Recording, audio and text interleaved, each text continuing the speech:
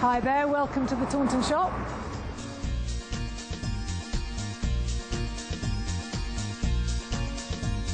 This is the bit the client actually gets to see, as opposed to the studio workroom that we were, that you looked at earlier.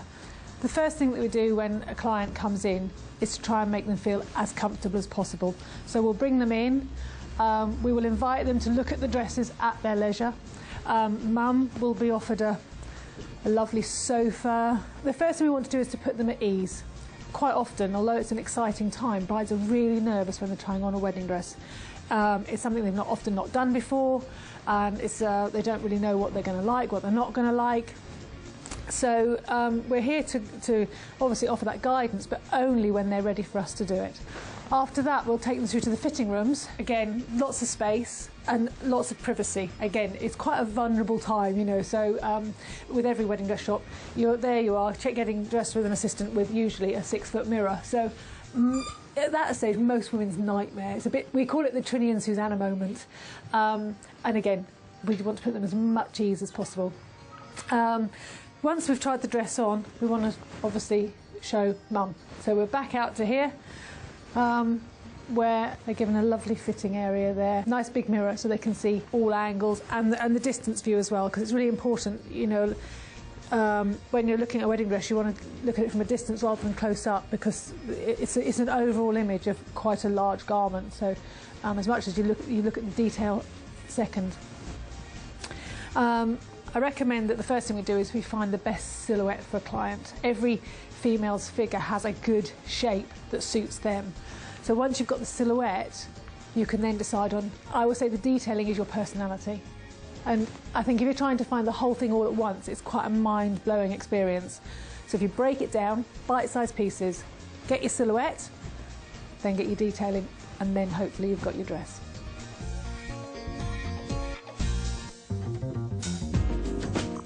In both shops, I'll often select designers of headdresses, shoes and veils that go with the dresses, so we can give the bride the total look if she wants it. We're more than happy for them to go shopping elsewhere, but quite often they want to come and they want to get an idea of the sort of the total look, as opposed to just the dress. When you buy a dress, you can completely change it with the accessories you choose. My personal favourite make of shoe, which we recommend, is Emmy, but we send them to Emmy because they're handmade shoes and they're just exquisite. And when someone comes in with a pair of Emmy shoes, they just look absolutely divine. Veils, there are hundreds, and I think this is actually probably more confusing for the bride than the dress, because you can change the look, and it's really reflected on how you're going to wear your hair, and so it's not just about putting something on, it's actually how it works with what's going on. And the selection is vast. It can have tiny little crystals on, subtle details that just catch the light and be short.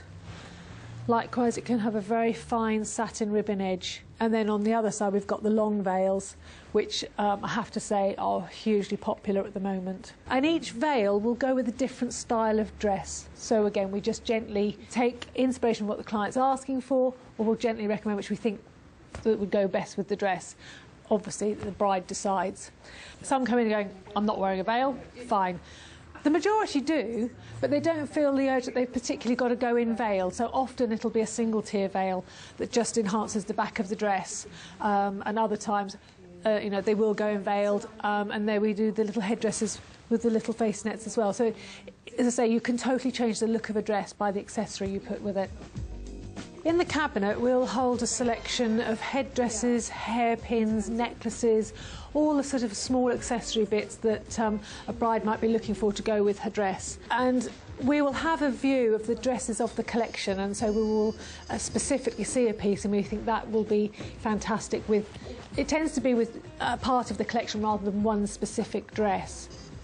In here I've got one of Polly's. This is one of my favourite ones of the Polly Edwards collection of this season, and it's a tiny little hand beaded rose with pins, and it just sits on the side of the head, so it doesn't look over tiara. A lot of girls are saying I don't want a tiara, and so it's almost like a hairpiece, but beautiful detail, just a little bit quirky but very beautiful. Another one of my absolute favourites this year I found this one at a show in New York, and it's a headdress by Malice Henderson. They're actually based in Canada, so we actually ship them in from all around the world if you like them. And again, I just saw this piece and thought it was so beautiful, and had that sort of vintage feel that would go with the laces that I've designed with this year. It's slightly asymmetrical, so a lot of the detailing is on this side, and then it just peters off around the head. So again, it's a headdress, but it's not sort of a full-blown tiara. So one of my favourite pieces this year.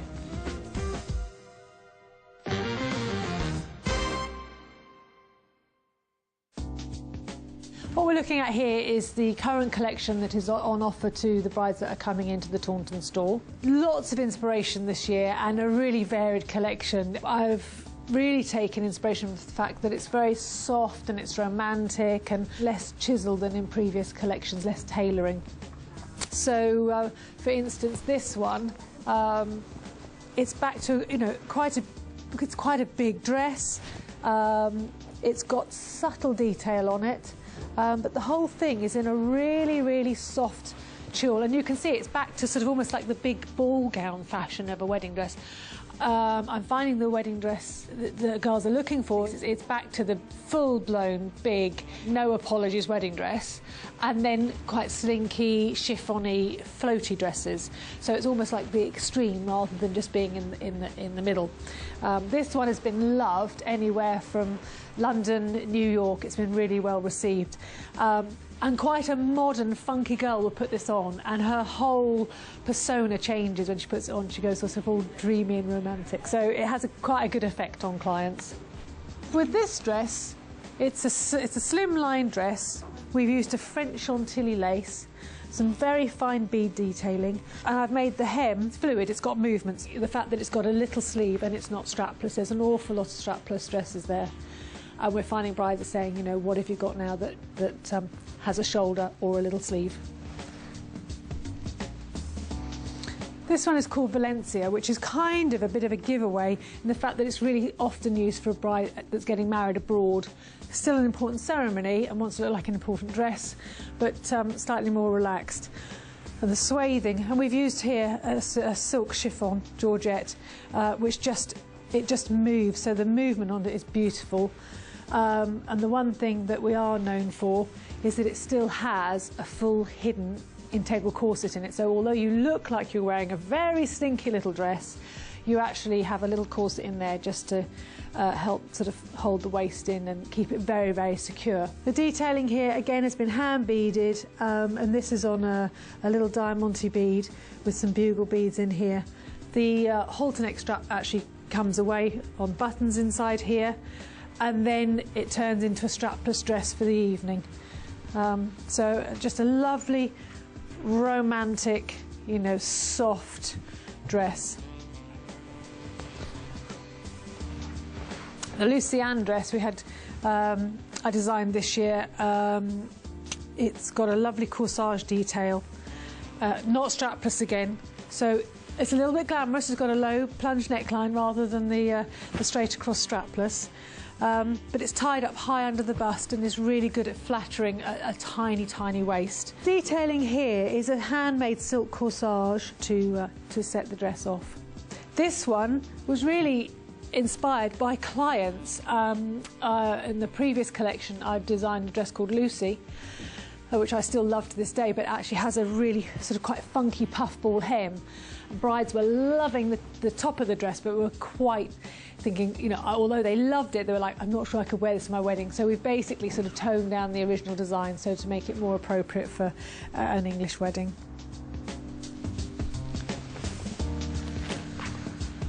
With something like this dress, it's the Freya. Often it's good for brides who are getting married in the winter.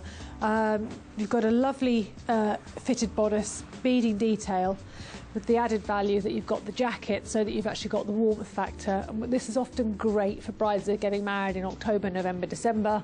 They want to have some photography done outside, or they just want the shoulder coverage. There has been a real trend back to there being almost like a demure sexiness rather than just being outright sexy with the wedding dress, you know, which I love because it's almost going back to when I first started making wedding dresses, but there must be no element of frumpiness at all. So it's coverage but keeping the glamour. And then of course as soon as you know, you've had your photography or you've got married with the coverage, off comes the jacket, and then of course you've got yourself a great dress for the evening. Really, as a favourite dress, I'm quite fickle as a designer. I'm kind of like, well, today this is my favourite dress. Really what happens is that a bride will come in and look fantastic in one of the dresses, and then that'll be my favourite dress. Another person come an hour later and it doesn't work so well, and then I change my mind, it's another. It's really, it's the bride, it's what the bride does to the dress that makes it my favourite dress. I don't have a favourite dress that hangs on a rail without a person or a personality in it.